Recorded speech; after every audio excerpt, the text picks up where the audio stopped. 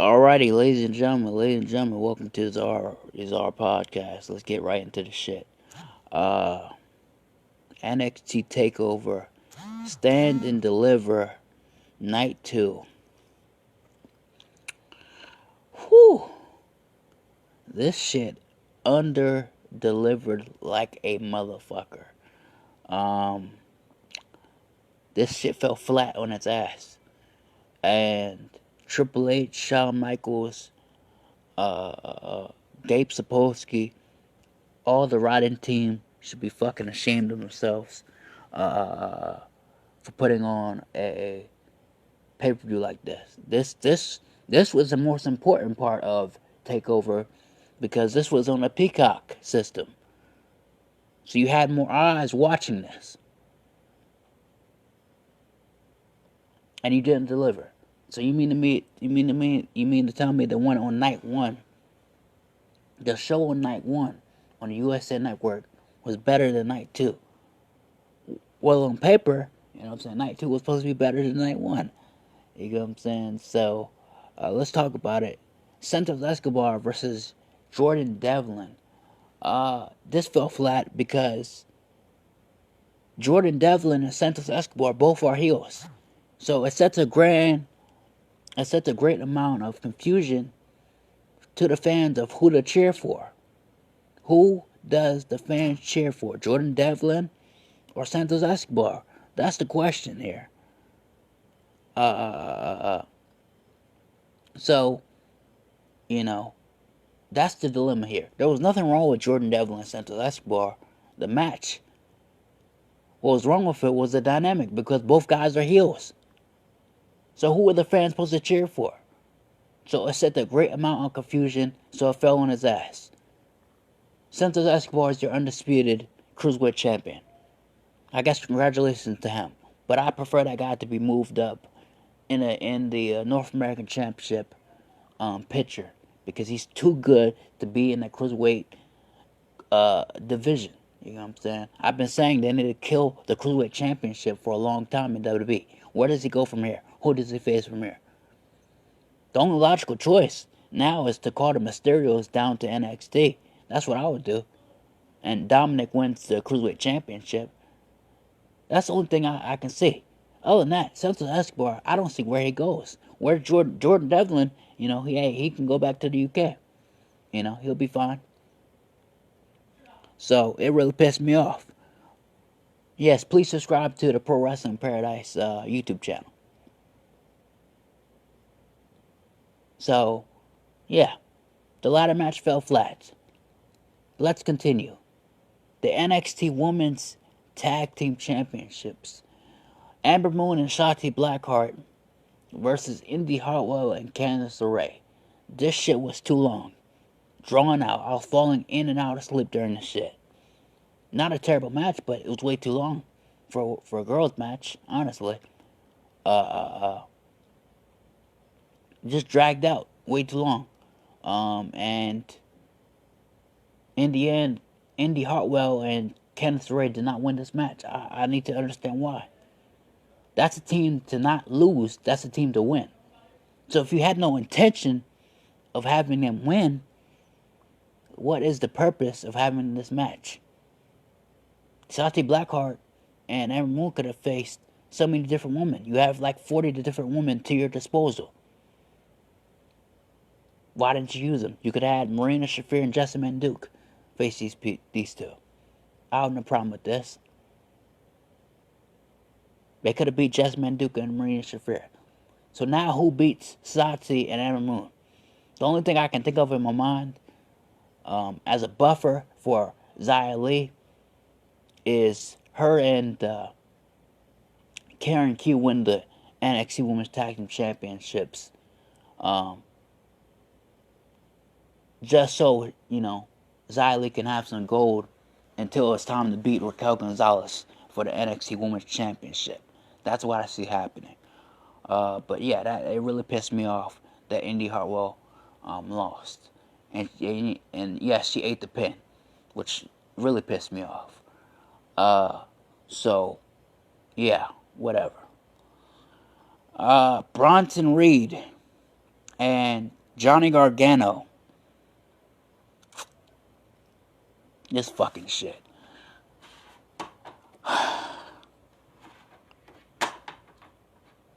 Johnny Gargano versus Bronson Reed for the North American Championship. The pacing of this match pissed me off. I didn't like it, you know. And, for good reason. I just didn't like it. I didn't like the pacing of this match. Honestly, the way I would book this is a squash match. I really think that Bronson Reed should have dominated Gargano the whole way and won the North American Championship. Did that happen? No. Gargano squiggles his way through a victory. And I asked why. This man's holding back the mid-card in NXT. Do you understand your mid-card is your potential main eventers? Your buffers into the main event.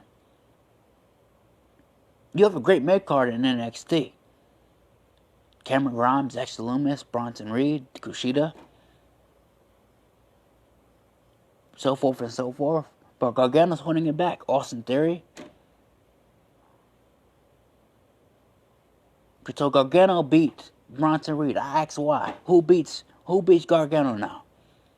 Is it going to be Austin Theory? I wouldn't mind Austin Theory winning it. But Gargano, the longer Gargano has it, the longer NXT suffers. That's just the fact of the matter. I'm tired of Triple H playing these politics, man. It's freaking ridiculous. Get this guy off television, man. Get him off of NXT. He's not helping the brand. He's not helping the ratings.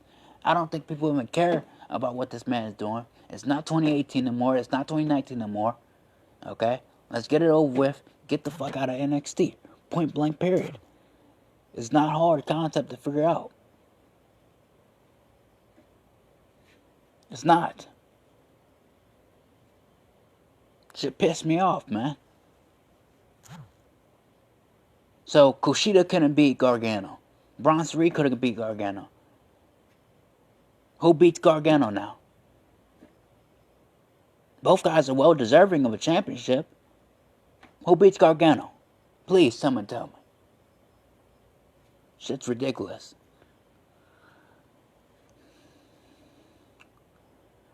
Finn Balor versus Karrion Kross for the NXT World Heavyweight Championship. This was not in the main event, and I understand why. This was not indicative to Finn Balor. This was indicative to Karrion Kross, which means the outcome of this match didn't make fucking sense. Just based on where they put this match, it didn't make sense, right? For the outcome that happened. How was this match? It was decent to good. It wasn't a 5-star classic. It wasn't even a 4-star. I would say 3.5. So that's basically moderate. It was okay. I think this was one of the weaker matches that Finn Balor's had.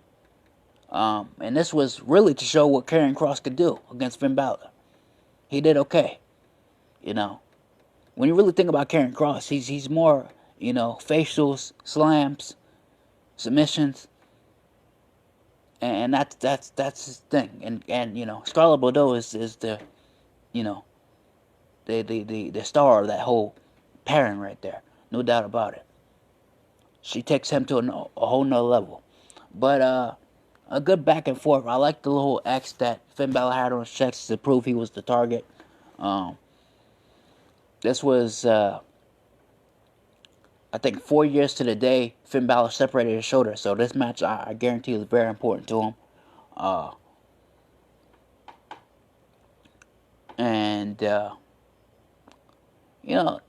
Like I said, okay match. In the end, Karrion Kross gets the victory. But like I said, this match was indicative to Karrion Kross. I noticed that when Karrion Kross was selling for about a good 5-10 minutes, the fans were booing. Which means what? They're so sensitized to people not selling. And like I said, this is what I was saying. Karrion Kross is going to need to learn how to sell. And these fans are so desensitized to him not selling that when he does sell, it's going to be an issue. They were booing. with him selling. And it's proved that Karrion Kross cannot go the distance.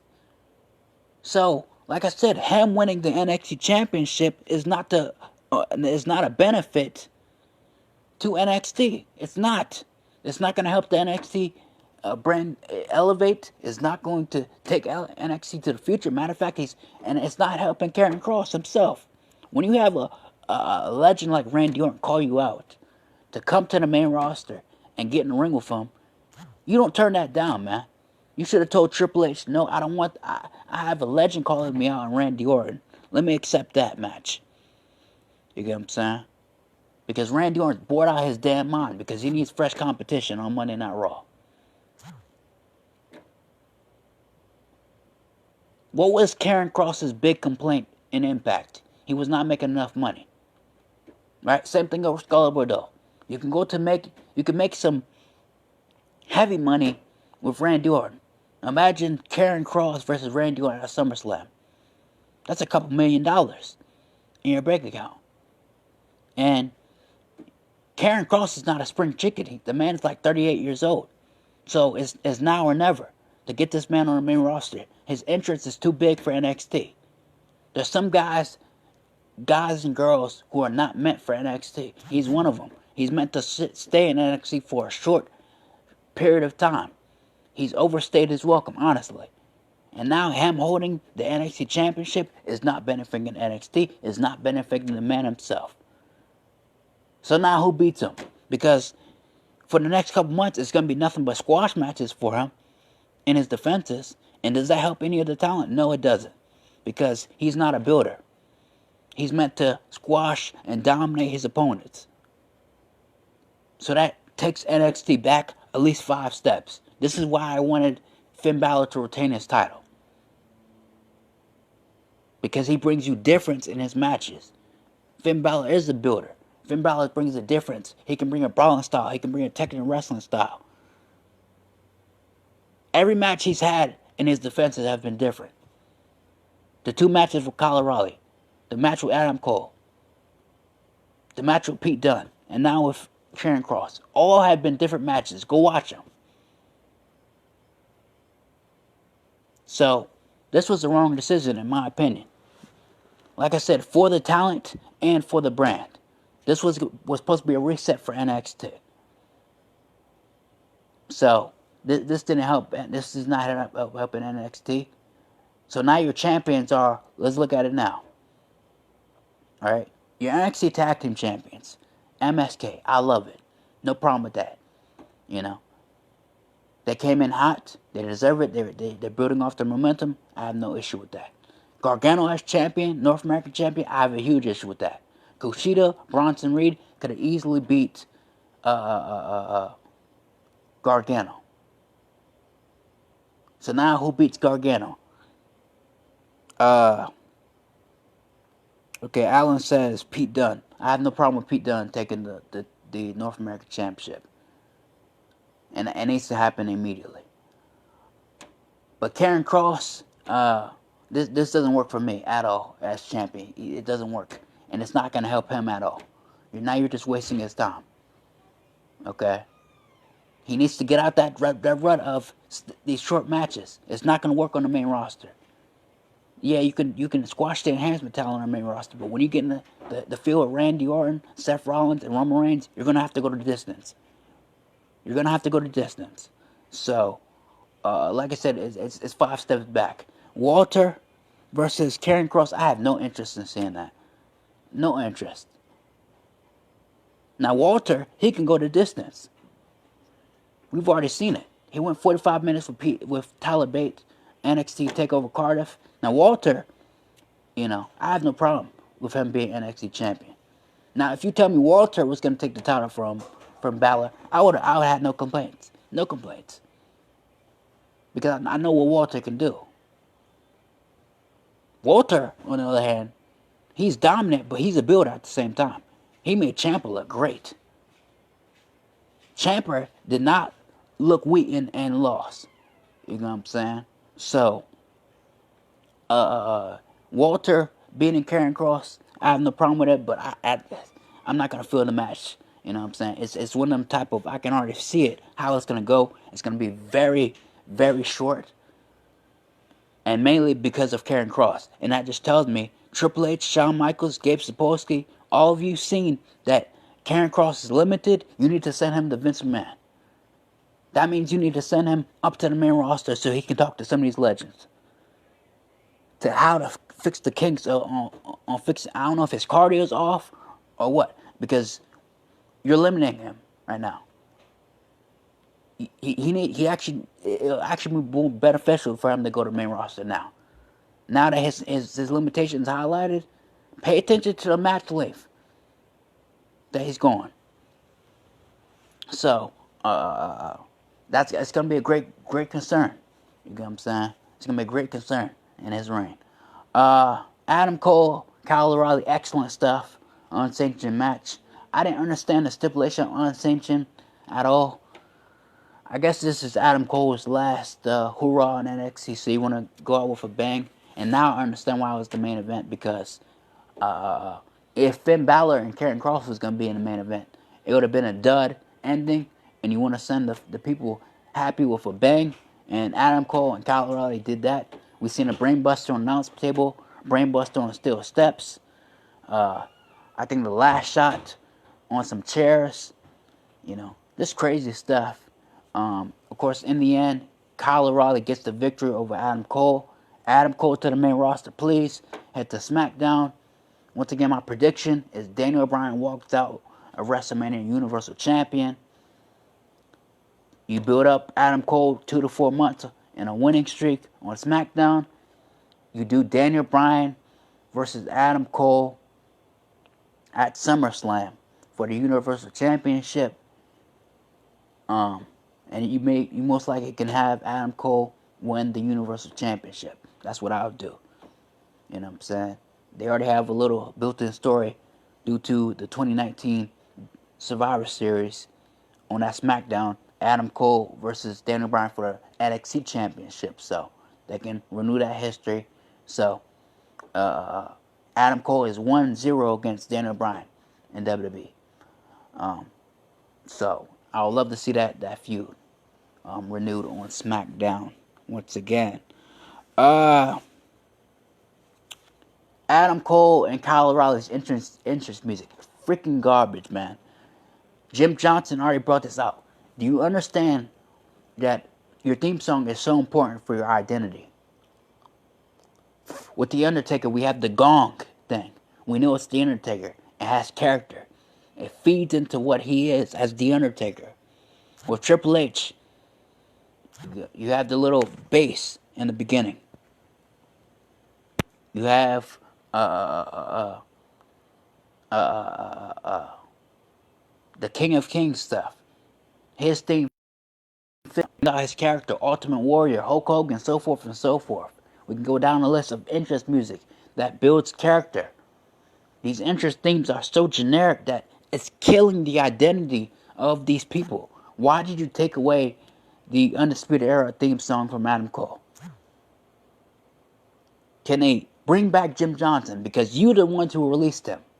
You're the ones who released him from WWE. For what reason? He compiled some of the greatest theme songs in wrestling's history. And that's without question. That's still being used to this day. Why is he not in the Hall of Fame? That's a question that people need to ask. Why is Jim Johnson not in the Hall of Fame for what he's done for this business when it comes to theme songs? And understanding that your theme is part of your identity to help you elevate your character. Freaking ridiculous, man. Bring this guy back. Because the new theme song is freaking garbage. Only a few that's alright. But other than that, freaking garbage. But this fell flat on his behind. I'm disappointed in Triple H. I'm disappointed on Shawn Michaels. And this is 5 steps back for NXT. Night 1 was excellent. Night 2, a dud, man. A dud. Everybody's going to be talking about the main event. And that's about it. Honestly. People are hyped for the main event. I'm on my Twitter. I'm like, yo. People are loving Adam Cole, Kyle O'Reilly. They're going to keep talking about that for the rest of the week. But everything else, completely forgettable. Completely forgettable. Even Karrion Kross winning the title. I don't think anybody truly cared about that. So, you just limited your main event scene just by him winning, honestly. How long does Karrion Kross hold his title? Are you going to give him a dynasty reign? Is he going to hold it for the next year, 2 years? That's not going to benefit NXT at all. It's not. So, that's that. Like I said, where does Santos Escobar go? He's your Undisputed Cruiserweight Champion. Like I said, I believe he should be moved up in the echelon. But like I said, this is the perfect time for the Mysterios to come into NXT. Because what are the Mysterios doing on SmackDown? You know what I'm saying? I know they want to win the SmackDown Tag Team Champions as father and son. That's going to be a special moment for them. But other than that, they really have nothing else to do. Gargano needs to lose his title. You missed 2 opportunities for this man to lose his title. It's time. It needs to be immediately. Like this Tuesday on a new edition of NXT on Tuesday night on USA Network. Gargano needs to face Pete Dunne. Pete Dunne needs to take the title from Gargano. Point blank period. Like I said, Indy Hartwell, Candice LeRae, why did you put them in a position to lose if they were not going to win the NXT Women's Tag Team titles? Indy, Amber Moon and Shotzi are actually a great tag team. But, like I said, you put them against Indy Hartwell and Candice, especially Indy Hartwell. She's one of my favorites. I've already spoke about how much I like Indy Hartwell. She has a nice size to her. She has a good presence to her. So that's that. That's NXT Stand and Deliver. Night 2, a complete dud. And NXT just took 5 steps back, and they deserve whatever rating they're gonna get, or low rating they're gonna get. Like I said, you had the opportunity to show Peacock that you're worth a damn. You get what I'm saying? Because this was on Peacock. That means more eyes was on this more than anything. So, who does the people know more? Do they know Finn Balor or do they know Karrion Kross more? They know Finn Balor. He has a worldwide exposure. Do people care about Gargano? People probably watching Gargano and Bronson Reed like, yo, Bronson Reed is 3 times bigger than Gargano. Why is he selling for this piece of garbage? So, that's that, man. Confusion with the Cruiserweight Championship match that really hurt both performers. Because both guys are heels. So the fans are in a state of confusion. That's why the fans were so dead during the match. But that's that. Like I said, congratulations to Raquel Gonzalez. She's going to be a great NXT Women's Champion. Congratulations to MSK. As regards to the other titles, they need to change hands immediately. Immediately. No questions asked. Like I said, if this is where you want to reset NXT, this would have been perfect to do. You know what I'm saying? You're moving into the future. You know what I'm saying? And people are probably going to say, oh, well, Finn Balor's not the future. No, he's not, but he's bringing a different pace to the NXT title matches, like I've been saying. He makes a difference in his matches.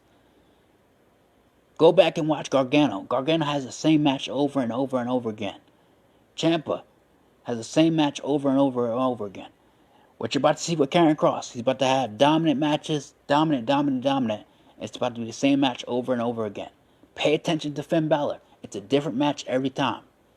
And that's what you need to appreciate for a guy like that.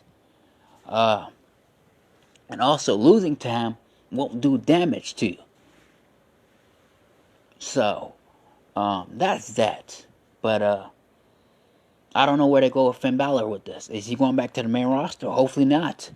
Hopefully not. What does Finn Balor do on the main roster? Someone please tell me that. Does he go to SmackDown? They got enough heels on SmackDown. You know what I'm saying? And you can't overload a show with heels, right? Because you got Apollo, Roman Reigns, Edge. Most likely he's going to be on SmackDown. So you can't overload it, you know what I'm saying? Because SmackDown is 2 hours. So everyone can't be the big dog. No pun intended for Roman Reigns on SmackDown. I think Apollo will join up with Paul Heyman and company. But like I said, everybody can't be a top heel on SmackDown. That's Roman Reigns' island, like it says. So I don't know what you do with Finn Balor. He's faced almost everybody on the main roster, and I don't care to see him on Raw and SmackDown because he's not gonna have the same character that he has now in NXT. Is he gonna be a heel on that? And when he go back to the main roster, I don't think so. They're gonna turn him back to the smiley model he was. You know what I'm saying? Just smiling and not giving a shit. You know what I'm saying? That's not character. Smiling and eating L's is not character. But that's what they made him on the main roster. So I had no desire to see Finn Balor back on the main brand at all. Move this guy. Matter of fact, I would actually have Finn Balor take the title from Walter, the NXT UK Championship, and let the name value of Finn Balor propel NXT UK to the next level, because NXT UK, it has the names for the local talent. They got the biggest names for the local European talent, UK talent, so forth and so forth. But they need talent with worldwide name value. Finn Balor is one of your guys. You can move Drew McIntyre. Another guy, Drew McIntyre. What does he do after WrestleMania? You can move him to the UK brand. So there's some guys you can move that have name value worldwide that can really amp up NXT UK. So I would do the reverse here. Finn Balor wins the UK Championship. Walter wins the NXT Championship. And I have no problem with that. So, there you go. I'm done. I'm out. Peace.